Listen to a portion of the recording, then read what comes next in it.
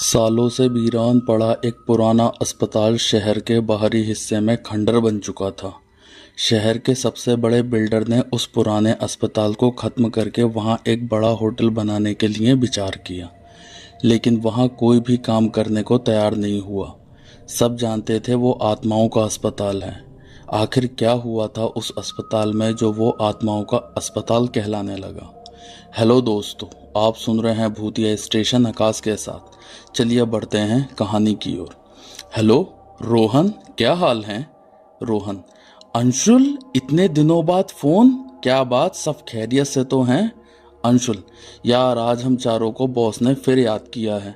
रोहन: लेकिन क्यों? अंशुल: ये तो पता नहीं, बस आज शाम मुझे, तुम्हें और काव्या सिमरन को 5 बजे ऑफिस बुलाया है। रोहन: अच्छा ठीक है, मिलते हैं ऑफिस में, लेकिन काव्य और सिमरन? अंशुल: हाँ मैंने उनसे भी बोल दिया है, शाम को मिलते हैं। चल। शाम को 5 बजे पैरानॉर्मल एक्टिविटी हब में चारों अपने समय पर ऑफिस पहुंच चुके थे और अपने बॉस मिस्टर देसाई के केबिन में पहुंचते हैं। मिस्टर देसाई: आओ आओ नौजवानों, क्या हाल है तुम सबके? चारों ने गुड इवनिंग बोलकर अपनी अपनी सीट पर बैठ गए। मिस्टर देसाई: ज़्यादा लंबी बात ना करके मैं तुम्हें सीधे मुद्दे की बात बताता हूँ। शहर के जाने माने बिल्डर अविनाश श्रीवास्तव ने उसी अस्पताल, जो कि आत्माओं के अस्पताल के नाम से फेमस है, उस जगह को खरीदा है और वो वहाँ एक होटल बनवाना चाहते हैं। काव्या ने बीच में कहा: ये तो अच्छी बात है सर, वहाँ का ये भ्रम भी खत्म हो जाएगा कि वहाँ आत्माओं का वास है और जगह में खुशहाली भी आ जाएगी। Mister Desai: exactly right my daughter, लेकिन वहाँ कोई काम करने के लिए तैयार ही नहीं है, इसलिए आप चारों समझ गए होंगे कि आखिरकार मैंने आप चारों को यहाँ किस मकसद से बुलाया है। सिमरन: सर वो तो हम समझ ही गए थे, लेकिन इस बात का बिल्कुल भी अंदेशा नहीं था कि जगह ये वही होगी जिस पर हमने पिछली बार भी लगभग 2 घंटे बहस करी थी।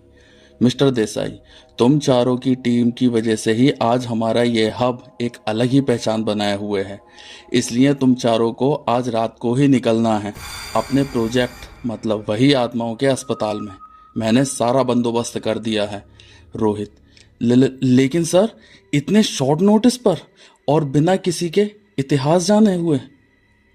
मिस्टर देसाई: हाँ हाँ, इतिहास उस अस्पताल का तो सुनो। कभी यह अस्पताल शहर का सबसे बड़ा और आधुनिक चिकित्सा केंद्र हुआ करता था, लेकिन एक दिन अचानक इसे बंद कर दिया गया।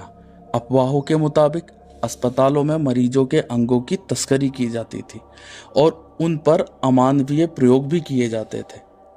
उन मरीजों की आत्माएं अब भी अस्पताल में भटकती हैं। यह जगह जब से लेकर आज तक सबके लिए रहस्य बनी हुई है। कोई नहीं जानता आखिरकार सच क्या है, और यह सच तुम सब लोग सामने लेके आओगे, और सच जानने के लिए उधर जाना तो पड़ेगा ही। मिस्टर देसाई की बात चारों बहुत गौर से सुन रहे थे। चारों ने इस प्रोजेक्ट के लिए हामी भर दी और बस अब रात का इंतजार था। रात के गहरे होते ही वो लोग निकल पड़े उन आत्माओं के अस्पताल की ओर। चारों दोस्तों की यह टीम, जिन्होंने पहले भी कई खंडर और पुरानी जगहों को दुरुस्त किया था, लेकिन इस बार मामला कुछ ज़्यादा ही पेचीदा था। उन्होंने पूरी रात इस अस्पताल में बिताने का फैसला किया, लेकिन उन्हें डर भी लग रहा था।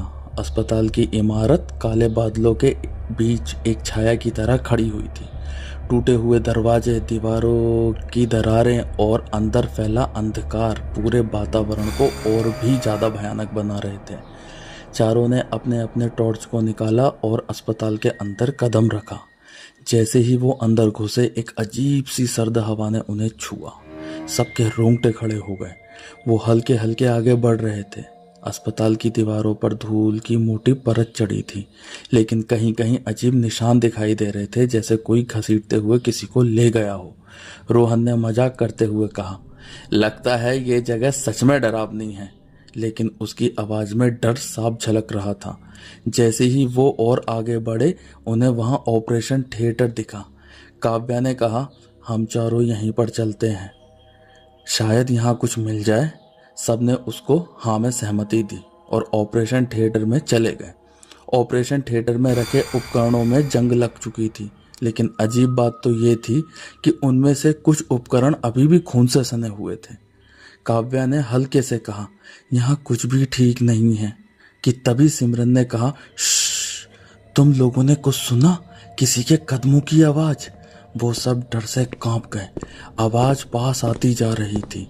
कि तभी अंशुल ने हिम्मत करके कहा, शायद ये हमारी कल्पना है, हमें आगे बढ़ना चाहिए। वे अब अस्पताल की गहराइयों में बढ़ रहे थे।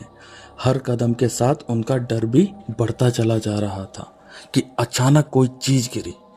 टॉर्च मारकर देखा तो एक धूल से लिपटी हुई मोटी सी फाइल जमीन पर गिरी थी।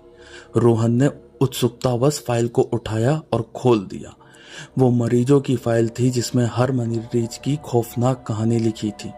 इन फाइलों में दर्ज था कि कैसे डॉक्टरों ने मरीजों पर क्रूर प्रयोग किए थे। अंशुल ने कहा, ये डॉक्टर इंसान नहीं थे, इन्होंने मासूम लोगों को अमानवीय तरीकों से मारा है। अभी वो बात कर ही रहे थे कि उनके कानों में धीरे कानाफूसी की आवाज आने लगी। काव्या ने उन डरते हुए कहा, ये आवाजें, ये तो वही लोग हैं जिनकी आत्माएं यहाँ फंसी हुई हैं। अचानक एक परछाई उन पर छाई और तेज ठंडी हवा के साथ अंधेरा छा गया। जैसे ही अंधेरा छटा, चारों दोस्तों ने देखा कि वे अलग कमरे में खड़े थे। यह कमरा ऑपरेशन थिएटर से भी ज़्यादा भयावह था। वहाँ के कोने में एक मरीज की आत्मा खड़ी थी। उसका चेहरा दर्द से विकृत था, उसकी आंखों से खून बह रहा था, उसके शरीर पर जख्म थे। आत्मा धीरे धीरे उनकी ओर बढ़ने लगी। सिमरन की चीख निकल पड़ी और भागने की कोशिश करने लगी, लेकिन दरवाजे अपने आप बंद हो गए। आत्माओं ने पूरे दरवाजे को अपनी गिरफ्त में ले लिया। हर कोने से चीखें। आत्माओं ने पूरे अस्पताल को अपनी गिरफ्त में ले लिया। हर कोने से चीखें और दर्द भरी आवाजें आ रही थीं। मरीजों की आत्माएं उनके चारों तरफ घूमने लगी। अंशुल ने घबराकर कहा, हमें यहाँ से तुरंत निकलना होगा, ये आत्माएं हमें जिंदा नहीं छोड़ेंगी। चारों ने अपनी पूरी ताकत लगाकर दरवाजा खोला और भागने लगे। रास्ते में उन्होंने देखा कि अस्पताल के गलियारे में आत्माओं ने उन्हें चारों तरफ से घेर लिया है। उनके चेहरे भयावह थे और वे दर्द और यातनाओं से कराह रही थीं। भागते भागते वे मुख्य द्वार पर पहुंचे, लेकिन द्वार पर एक और आत्मा खड़ी थी जो उन्हें बाहर जाने से रोक रही थी। चारों समझ चुके थे कि ये आत्माएं इंसानों के खून की प्यासी हैं और उन चारों को मौत निश्चित है। उन्हें फिर से कानाफूसी की आवाज़ आने लगी थी जो तेज होती चली जा रही थी। ऐसा लग रहा था जैसे किसी की भीड़ उन चारों की ओर बढ़ रही हो और उन आत्माओं की भीड़ में वो चारों जैसे गायब हो गए। उनका किसी को पता ही नहीं चला। बस पता चला तो इस बात का कि वो चारों उन डॉक्टरों के कुनबे से ही थे। तो दोस्तों, आपको हमारी कहानी कैसी लगी कमेंट बॉक्स में ज़रूर बताएं।